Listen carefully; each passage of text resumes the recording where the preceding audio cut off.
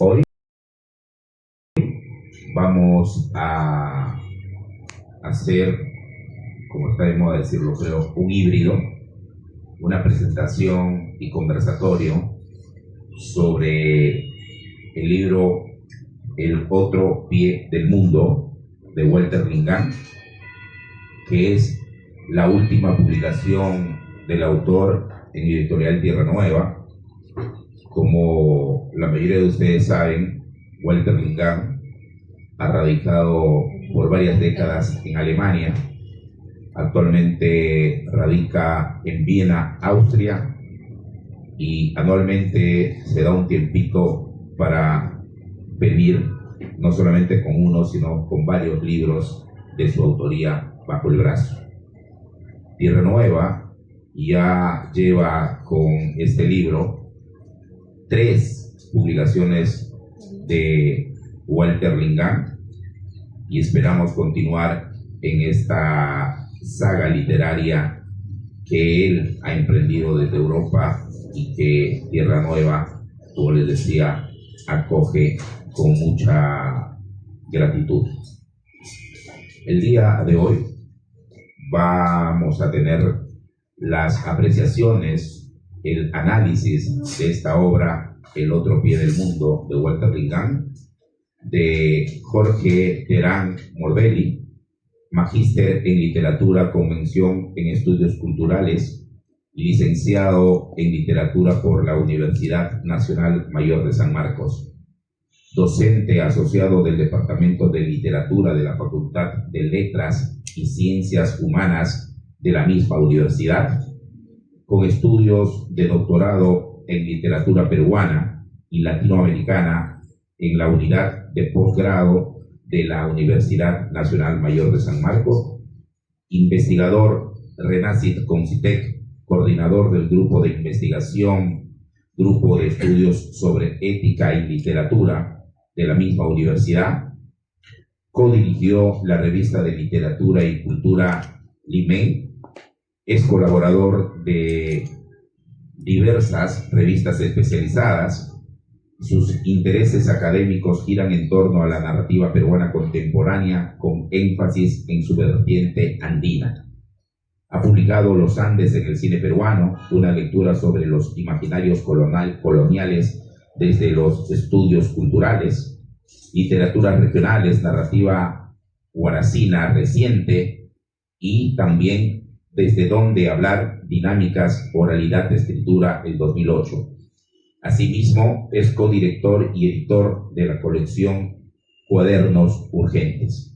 Así que vamos a escuchar la presentación y el análisis del Otro pie del mundo de Jorge Terán Morbelli, para quien pido un fuerte aplauso.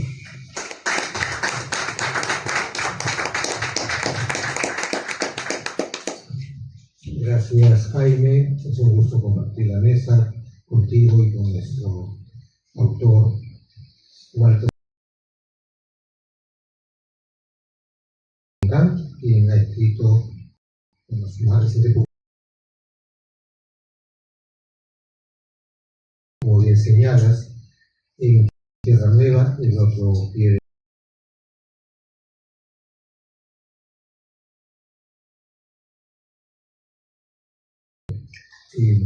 bueno, Walter es un autor al cual yo he leído con mucho gusto. Si bien voy a hablar de El otro pie del mundo, quiero comentar qué novelas, entre las muchas que tiene, o que libros en general, me parecen recomendables, sin encargo que también revisemos toda su obra, ¿no? Como bien ha señalado Jaime, Tierra Nueva ha editado 2 libros más, Coco Chicán, el libro andante del Marañón, que tengo entendido es una segunda edición, ¿cierto? Es una novela también ambientada en el mundo amazónico, y Mamá Angélica es una novela testimonial, siempre que es muy complejo, el testimonio novelado, no sé cuáles son las cosas, sobre justamente la muy conocida y la fallecida Mamá Angélica, además de otras novelas como Un cuy en alemanes, por pensar de pronto. Bueno, y la también reciente, Mi nombre es Paro Nacional, una tremenda novela que creo que podría entrar, y de hecho está en camino a ser un texto canónico en los últimos años en la literatura peruana. Repito, quiero compartir algunas apreciaciones sobre El otro pie del mundo. En principio, quisiera compartir a qué me lleva de pronto el título. Es una novela ambientada en la Amazonía, ¿no? En lo que se deduce es pues el norte de nuestro país, la zona de la selva, y si bien la portada es bastante gráfica y nos permite asociar, ¿no?, a la historia al muy conocido Chuyachaki, a la naturaleza, a la mujer que está vinculada con el árbol de la locura, que tiene un contenido pues, de carácter mitológico para la Amazonía. Creo que también puede remitir en general el título El otro pie del mundo a dos perspectivas. En el sentido figurado del otro sostén del mundo amazónico, para lo cual hay que preguntarse entonces cuál es el otro pie, ¿no? El otro pie, ¿no? Es el primer pie entre comillas, ¿no? Que se supone no es el mundo amazónico, ¿no? El otro pie es el mundo amazónico. Podría pensarse en principio que es el mundo occidental, ¿no? O en general el resto del mundo. En ese sentido, el mundo se sostiene en una diversidad, lo cual me parece resalta la idea de descentramiento, no pensar el sostén del mundo solamente del mundo o de la perspectiva occidental, sino desde la diversidad de nuestro orden, ¿no? Y para el caso, el otro pie del mundo se relaciona con el mundo amazónico y con los otros sostenes de esa diversidad. En la segunda perspectiva, la que he leído un poco al comienzo, se refiere a uno de los personajes más relevantes para la novela y que podemos asumir en principio es el protagonista. Aunque la novela, si bien parece tener un protagonista, es bastante polifónica, ingresan otros elementos, otros personajes tan importantes como este muchacho, a quien se le conoce como Taltibio, ¿cierto? Que no se escucha él de ningún nombre.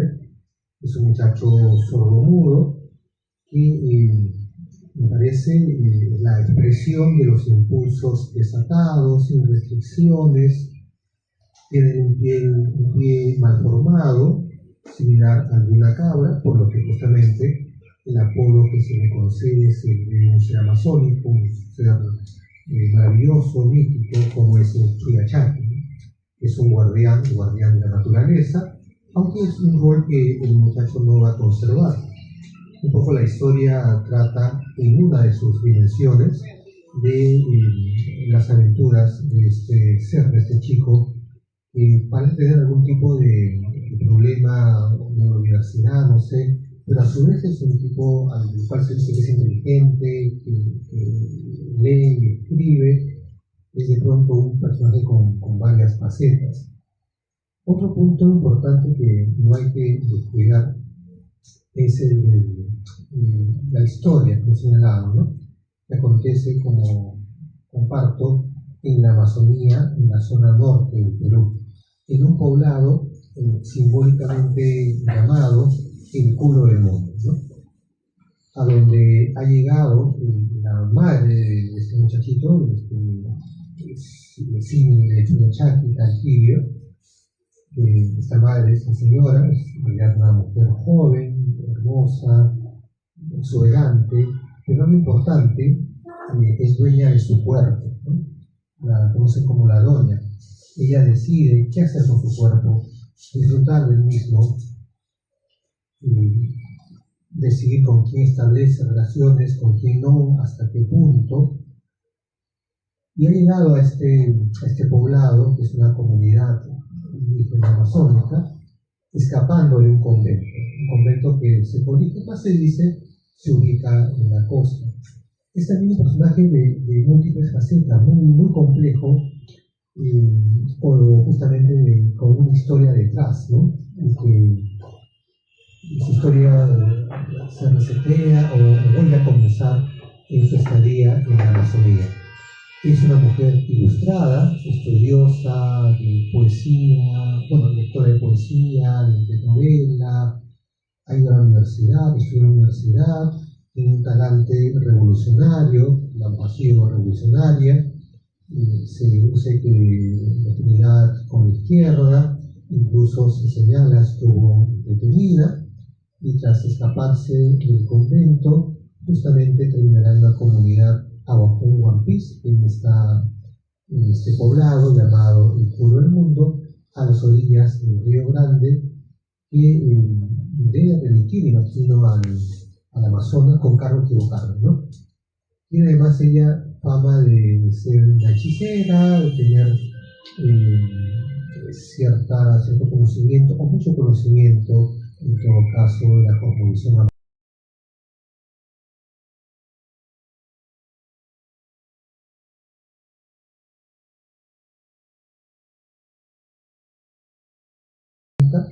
Se la asocia, se la denomina mujer árbol con todo lo que ello significa.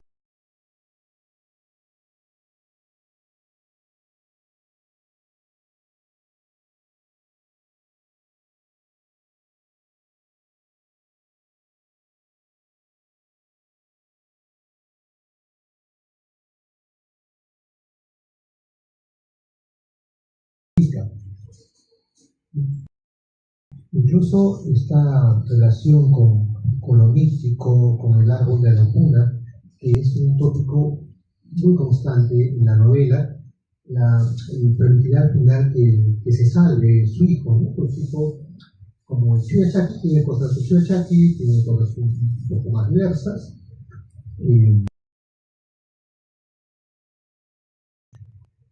Encanta a las muchachas del lugar, ¿no?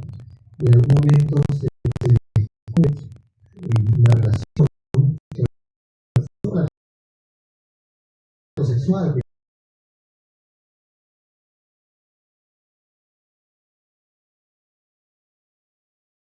pues, a las orillas del río, y la gente de la comunidad pues se molesta, ¿no? Pero respetan el poder, ¿no? Que tiene la madre, y digamos que terminan disculpándola, aunque expulsándola de la comunidad, lo cual nos lleva a pensar en un tercer momento de su vida, ¿no? Un nuevo inicio tras haber sido separada de la comunidad. No se dice el nombre de la señora, en una sola parte, me parece, la novela se comparte su nombre, ¿no? Y si no me falla la anotación, es Policarpa Sagrada. Bien. En ese pueblo, justamente, años antes, cuando llegue, va a dar a luz a este ser, ¿no? En medio de la naturaleza, a esta criatura malformada, cerca al Río Grande, a Talquivio, bueno, a este muchacho, el niño primero, el adolescente Talquivio, es un ser que representa la naturaleza, a cierto punto una naturaleza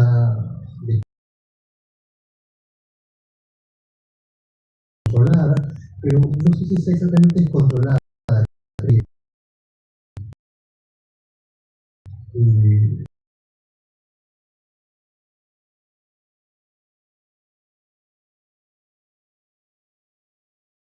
También la naturaleza indómita, ¿cierto?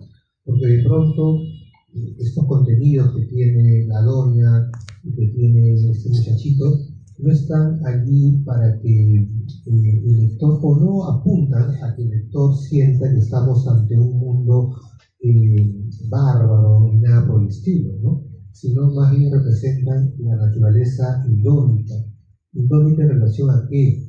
En relación a la racionalidad occidental, ¿cierto? O sea, son formas diferentes de comprender el mundo. Es quizá el espacio donde justamente esas normas de la razón occidental no logran calar, porque la naturaleza se impone, ¿no? Y se impone porque es un otro orden tan válido como el primero señalado. Es un ser, como señalo, impasible, que aprende a leer y escribir, mas no tiene poderes o no tiene los poderes que tiene Chuyachaki, aunque algunas pistas puedan dar de pronto con esta especie de hechizo que ejerce sobre las muchachas, ¿no? Pero es un ser rechazado por el resto de la gente del lugar, ¿no?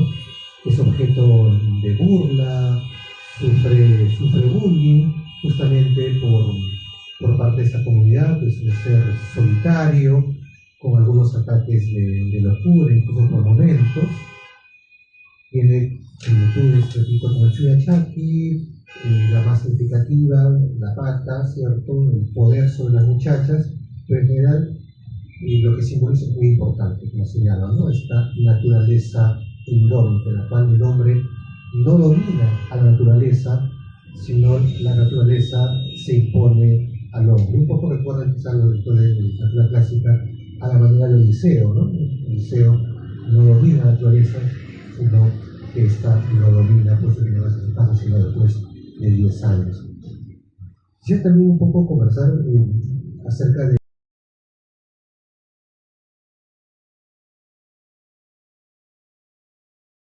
estructura del relato. Se pueden distinguir en principio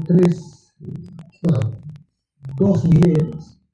El primero presenta dos historias, algunas más, pero las más importantes son justamente la de este muchachito, ¿no?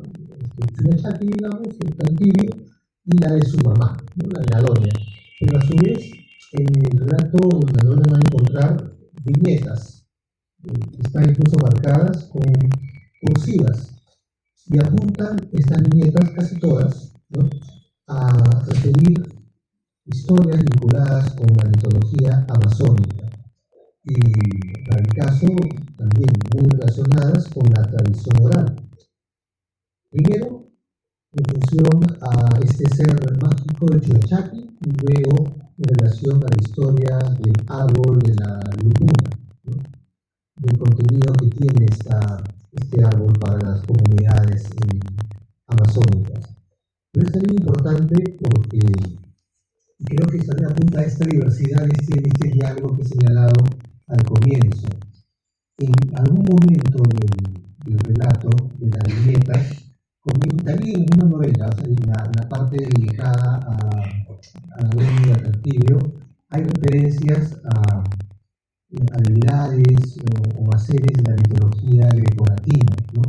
Bueno, lo más cercano que quizás se nos viene inmediatamente a la cabeza es el sapio y el fauno, que están señalados en estas viñetas, pero que justamente establecen un diálogo, ¿no? Muy interesante entre la mitología amazónica y la mitología occidental, ¿no?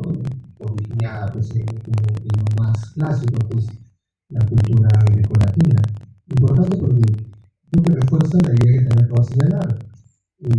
Reconocer la diversidad, ¿cierto? La diversidad del mundo, las distintas formas de relacionarse con el entorno, ya sea desde la razón occidental, desde la razón mítica, desde la razón amazónica, bajo la cosmovisión, lo que fuera. Los panteones dialogan, no hay un panteón más importante que otro, porque uno podría pensar que el panteón grecolatino es más importante, ¿no? Pero la novela no va por ese lado, sino muestra la diversidad. También interesa un poco los últimos capítulos o algunas otras constantes en la novela.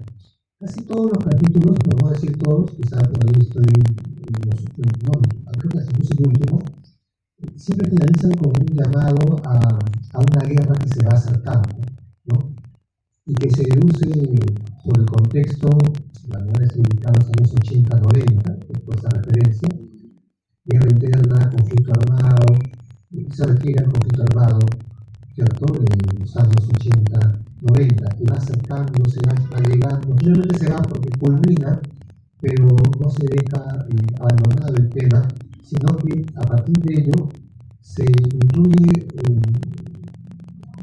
un tema muy interesante y muy trágico, ciertamente, ¿no? Y que es el de el emplazamiento es en la cordillera hacia la Amazonía, en estas son finales de cada capítulo. En algún momento, en algún capítulo, acá en el octavo, el capítulo séptimo, se relata ya cómo esta guerra llega a la Amazonía, específicamente su impacto sobre una comunidad, ¿no? Es la historia de la persecución y el asesinato de miembros de la comunidad LGTBQ, a manos justamente de Sendero Luminoso y el MRTA, hace el tema de este capítulo, con su respectiva viñeta al final de este capítulo. No quiero dejar de lado un tema también, bueno, por otro, un recurso muy importante y que lo ha ido trabajando Walter en otras novelas, pero quizá como una constante en Mi nombre es Paro Nacional y también en esta novela El otro pie del mundo, que es el lenguaje. El lenguaje, sabemos, se construye siempre a partir de los requerimientos del relato, ¿cierto? Y acá sucede justamente ello. El relato del lenguaje que se construye tiene fuerte carga oral.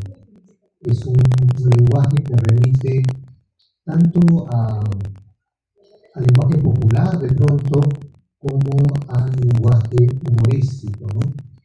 Puede ser un humor abierto, puede haber obviamente allí pues un escarnio, puede haber en final diversas modalidades, sorna, ironía, ¿no? Y es constante ese uso de un lenguaje popular, plagado de jergas, plagado de pronto también además de oralidad, ¿no?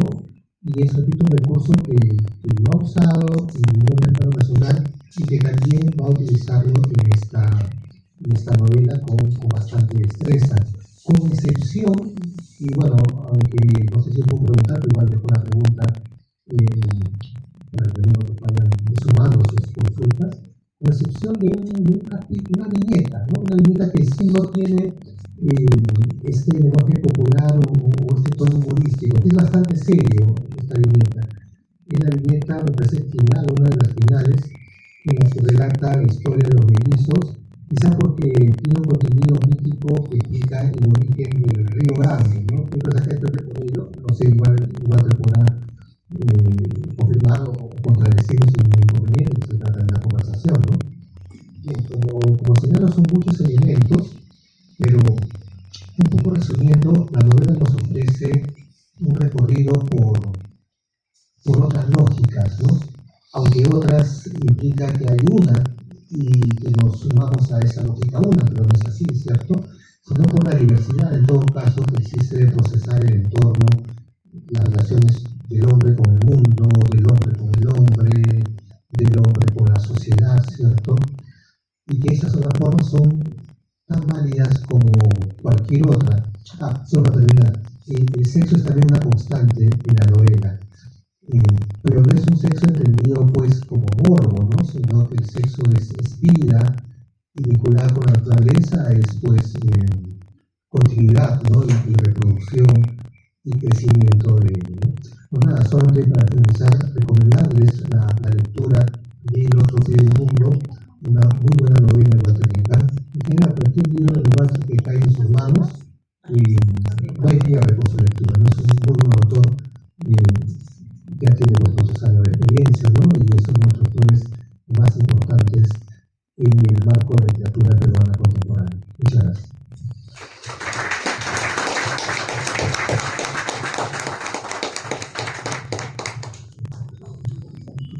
Muchas gracias al maestro Jorge Terán por esta explicación del otro pie del mundo. Ahora vamos a escuchar a Walter Rincán, escritor y médico cajamarquino. Posee una destacada trayectoria literaria marcada por el realismo, la crítica social, el humor, la inmigración y el rescate de la tradición oral peruana. Ha publicado en 1993 Por un puñadito de sal.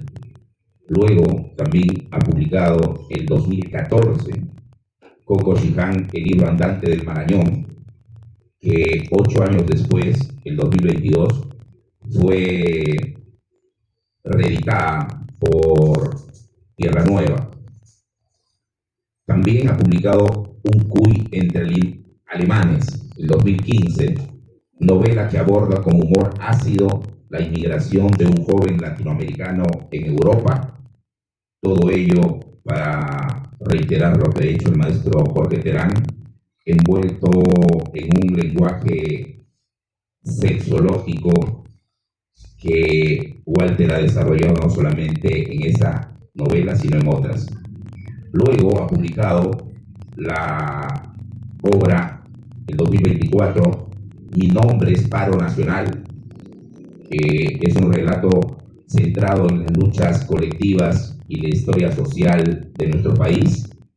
También ha publicado en 2024 Mamá Angélica, obra de corte testimonial sobre el drama de la desaparición forzada en el país, representada por Angélica Mendoza, esa ayacuchana que, teniendo a uno de sus hijos desaparecido, no descansó hasta encontrar justicia, pero como muchos casos en nuestro país, murió sin haberla encontrado. Hoy estamos acá reunidos para hablar sobre El otro pie del mundo, que es una de las últimas publicaciones de Walter Lingán. Y como decía el maestro Terán, ojalá que en esta intervención Walter nos diga, aunque creo que se muestra renuente a hacerlo, cuál es el otro pie del mundo y si esa zona geográfica literaria conocida como el culo del mundo en la novela se asemeja un poco a lo que podría ser Isla Bonita. Y también Walter nos podrá explicar esta noche por qué es que a ese Chuyachaki, que ya tiene la deficiencia física de una de sus piernas, pues él de alguna manera le ha añadido, digamos, y de repente sea una desviación de un lector poco profundo, le ha añadido aquello de ser sordo-mudo. Pero el otro pie del mundo, así como Coco Shihan y Mamá Angélica, pues creo que es un canto a la oralidad del peruano, del costeño, del serrano, del selvático.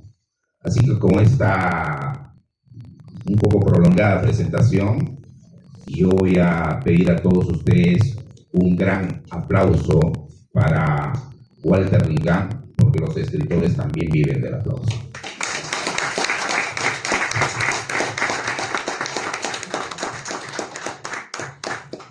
Buenas noches a todos los que han venido a esta cita.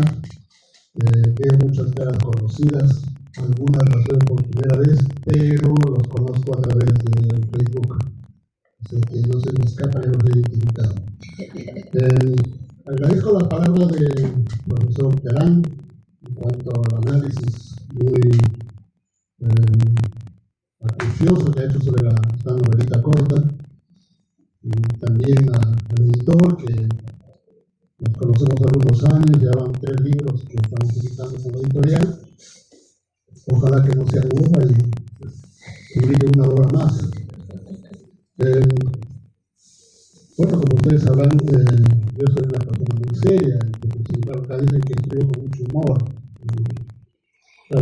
Una cosa es hablar y otra cosa es escribir me desmato, ¿no? Viví muchos años en Alemania. Estudié, trabajé, envejecí, saqué canas y me fui para Viena, que es una ciudad muy bonita, muy, digamos, muy sobria y sobre todo muy musical, bastante música ya, de tal forma que las muchachas más bonitas se mueren, dan la vida por los músicos. Y en ese sentido yo he tratado de convertirme también en una especie de músico, pero solamente de apariencia. Dejé el pelo largo, a mi camisa le añado alguna cosa indígena, a una llamita le he puesto, ¿no? Para saber si así se me acercan las chicas, pero Lamentablemente, como dije, no se me acercan porque no toco ningún instrumento, solamente toco el timbre de la puerta, lo único que sé. Y claro, a mis amigos que son músicos yo les encargo sus instrumentos, ¿no? Y nada más, eso es todo lo que, digamos, mi vida como escritor no la he ejercido así en ningún momento, porque nunca soñé, ni pensé, ni imaginé ser escritor. No estaba dentro de mis planes. Escribía, fundamentalmente leía, por eso me considero más lector que escritor. Leí bastante desde muy joven, prácticamente desde niño. Mi padre me obligaba a leer el periódico desde la primera página hasta la última página. Mientras él trabajaba, yo me sentaba a su lado a leer el periódico. Y no me podía callar, pero él me miraba un poco severo. Y eso a mí un poco me molestaba, porque mis hermanos menores estaban jugando y yo me quería jugar con los amigos, a la pelota, ahí en la calle, pero tenía que cumplir con esa tarea. Menos mal que vivíamos en la selva, el periódico llegaba cada 3 días. Y si había mucha lluvia, no llegaba el periódico esa semana, entonces tuve suerte que no llegaba todos los días el periódico. Después esa costumbre se siguió, digamos, como dinámica de mi vida. Empecé a leer los cómics, ¿no? Llanero Solitario, Paul Roger, un montón más de revistas. Acolita ya me había pegado el bichito de la lectura y leía todo lo que caía en mi mano. Y en la selva pues no había mucha literatura que leer, ¿no? Entonces, además como muchacho, en la calle había siempre mi vecino que tenía una pared que colgaba las revistas como si fuera ropa tendida, ¿no? Entonces,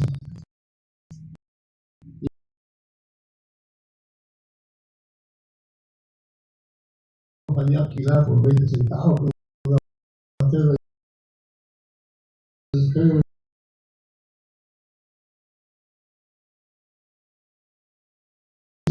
Tres cómics, pero ese era más o menos otra dinámica de lectura. Cuando llego a Lima, ya empecé a visitar la Biblioteca Nacional que estaba en esa librería del calle. Como no tenía dinero para comprar libros, ese era mi refugio para leer. Y la cosa más curiosa es que yo tenía creo que 12, 13 años, el primer libro que leí, y a mucha gente le causa risa, yo no sé si será chistoso eso, pero el primer libro que leí fue La memoria de una pulga. Un libro pornográfico, realmente, ¿no? Y para la edad que uno tenía era un poco extraño, pero cómo llegó a mis manos realmente no lo sé. Tengo la vaga idea que yo estaba en el parque universitario, había un kiosco donde había revistas de los partidos políticos y libros, ahí vendía ahí. Y pasado de ahí lo vi, me llamó la atención, le compré juntando todas mis moneditas y propinas, pero esa es la idea que tengo, pero no estoy seguro, puede ser que sea otro libro que me haya comprado. Pero más o menos eso es lo que guardo en los recuerdos. Después, estando en tercer año de secundaria, leí El lobo estepario de Germán Hesse. Por ahí empezó un poco ya mi lectura más, digamos, entre comillas, serias, para llegar a la literatura. Leía lo de Vargas Llosa, de José Hernández, de Cortázar, de Saramago, no sé, o sea, un montón de libros que hay en la memoria se me escapa, todo lo que leía. Casi no compraba libros aquí, porque no tenía dinero. Recién cuando llego a Europa, empezó mi venganza y mi idea de hacer también una biblioteca como muchos de mis amigos tenían. Yo escucho a los escritores, todos han tenido bibliotecas de sus abuelos, de sus padres, inmensas bibliotecas con mejores clásicos y no sé qué, enciclopedias y cosas. Yo nunca tuve en mi casa. Entonces, claro, en Alemania empezó esa idea de también formar una biblioteca de escritor. Pero para mí, en mi caso, era de lector, para leer. A tal punto que ahora, cuando salgo a la calle, me están diciendo que no compre más libros. Y ahora depende sobre mí la amenaza de que si no llego con más libros, no entro a la casa. Entonces, claro, yo ahorita digo, no, es que tu libro no se comprado, me han regalado mis amigos. Y todos los colegas que lo he conocido me han regalado tu libro, no puedo decir que no quiero, ¿no? Pero bueno, esa es la otra alternativa que me da. Ya me dice, bueno, escógete lo que mejores libros y nosotros regalamos. Porque ya no hay espacio en la casa. Esa es más o menos un poco, digamos, mi rutina desde que dejé de trabajar en el hospital. Y más ahora me dedico solamente a escribir, a leer, a corregir los textos que hace muchos años no había ya empezado a escribir. Por eso aparentemente hay la idea de que escribo bastante, pero en realidad eso es con el tiempo que yo escribiendo, lo estoy corrigiendo, lo estoy terminando, con la experiencia del lector, experiencia también con amigos que converso de literatura. Entonces, claro, hay que cambiar las historias, corregir la historia de otra forma, y así llego yo al otro pie del mundo. Era una novela cortita que escribí con la idea de mandarla a un concurso, pero porque hace bastantes años que no envío nada a ningún concurso, porque no creo en los concursos. Tengo la idea de que ganar un concurso de esos no mejora la obra literaria, ¿no? Entonces, no tengo tantas ganas de enviar a concursos, pero sin embargo, esta novela la quise mandar a un concurso, pero me choqué con un problema. Cuando lleno la ficha para enviarlo al concurso, era un concurso nacional, y más que todo en mi tierra, en Cajamarca, y pedía una parte que tengo que prescribir el DNI. Yo no tengo DNI peruano, ese es el DNI alemán, y ese DNI alemán tiene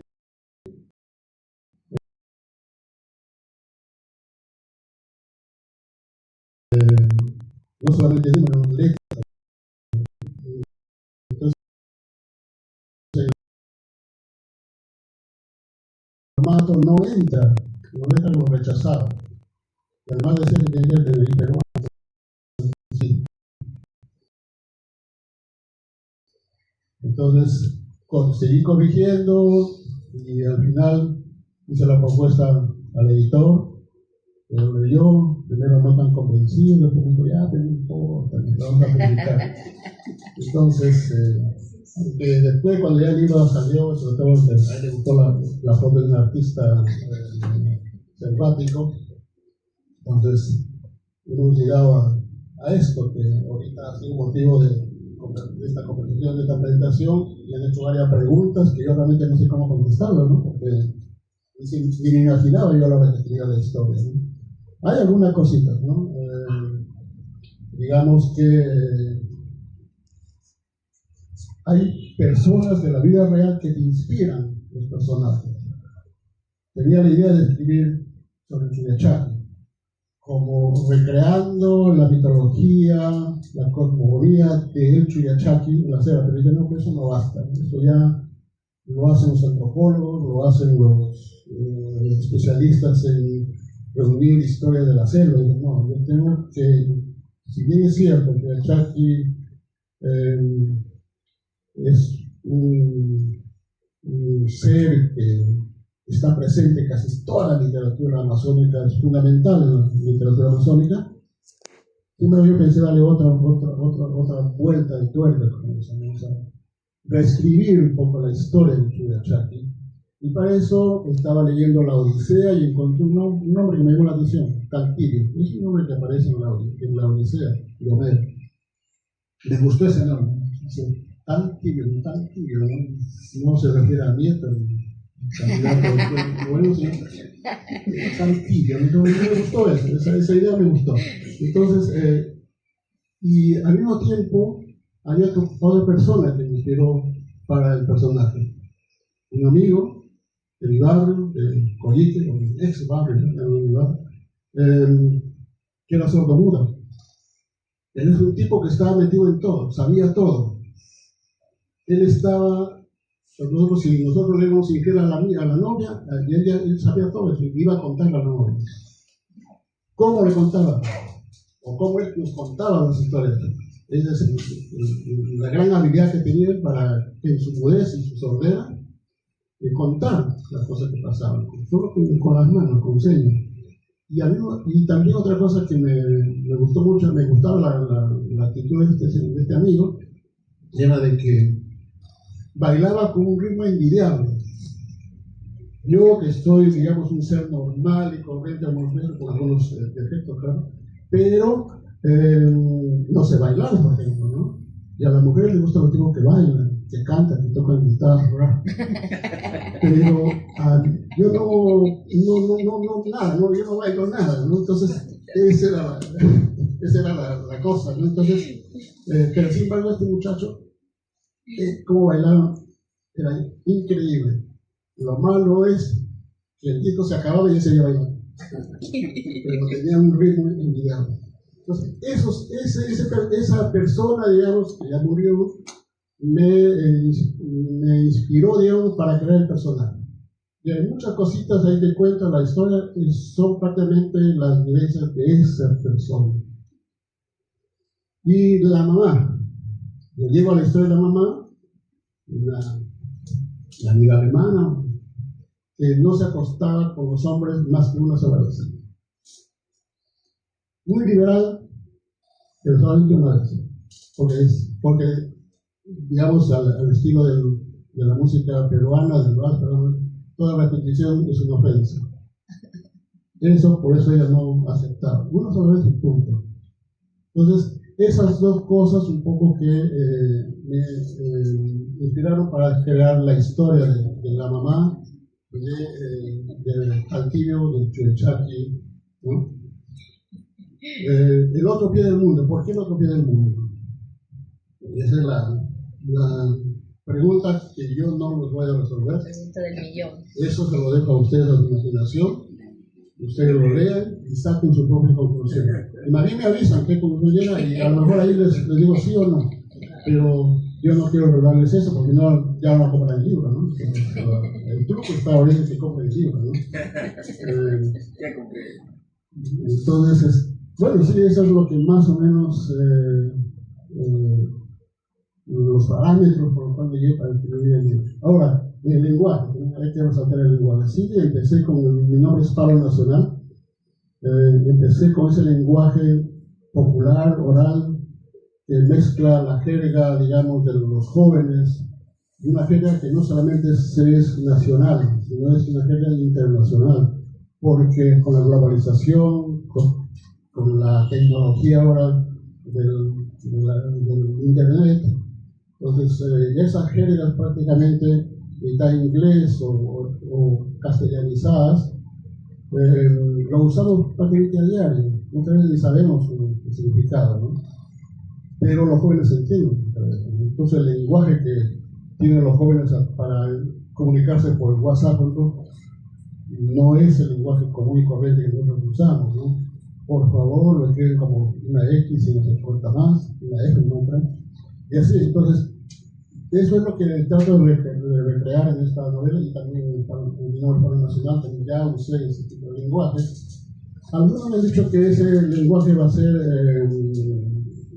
a pasar de moda, posiblemente, ¿sí? O sea, quizás algo que no va a durar, pero imagínense el libro de Reynoso, Los Inocentes. También le dijeron que esa jerga no va a servir de mucho, sin embargo, ese libro es un referente ahorita para la literatura peruana, sobre todo la literatura costeña, casi digo costeña, de la costa. También el otro referente, otra cosa que dicen sobre el sexo, ¿no? Yo he leído mucho la obra de Gregorio Martínez, entonces es una alegoría al sexo, ¿no? Y lo describe de forma descarnada prácticamente para una persona, digamos, que no está acostumbrada a escuchar la oralidad de nuestros pueblos. Porque los pueblos son así, son bien sexuales, son bien directos, no se andan digamos, con esa, como dicen ellos, relamidos de Lima, ¿no? Entonces son mucho más abiertos en ese aspecto, pero también muy conservadores. quiere decir que al mismo tiempo sean liberales, no, son muy conservadores. Y eso es lo que he hecho también, un poco darle ese matiz a mis personajes. Bueno, casi todas mis novelas son así, salvo la de Mama Tula, que es una novela más seria, y ahí también me comporto yo a la altura, muy serio.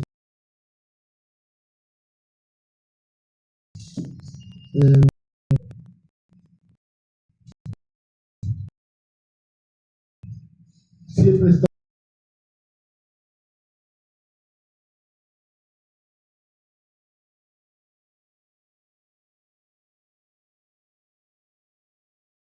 el humor, el sexo, algunos defectos del mundo, la política. Me burlo muchas veces de los políticos, los escritos. Me considero de izquierda, aunque ya no milito hace más de 40 años, 30 años, pero no porque yo no quiera, me expulsaron del partido. Y creo que así es mejor, porque así tengo más libertad para poder escribir y decir lo que yo, a mí se me antoja y lo que yo me imagino. ¿Qué más les puedo contar? No sé, yo creo que aquí termina mi larga perorata.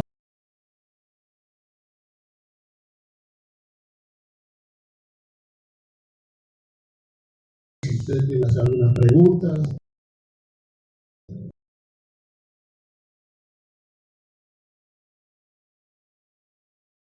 conversar, y quizás ahí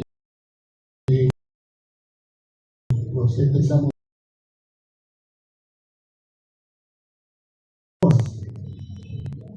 Muchas gracias por su atención.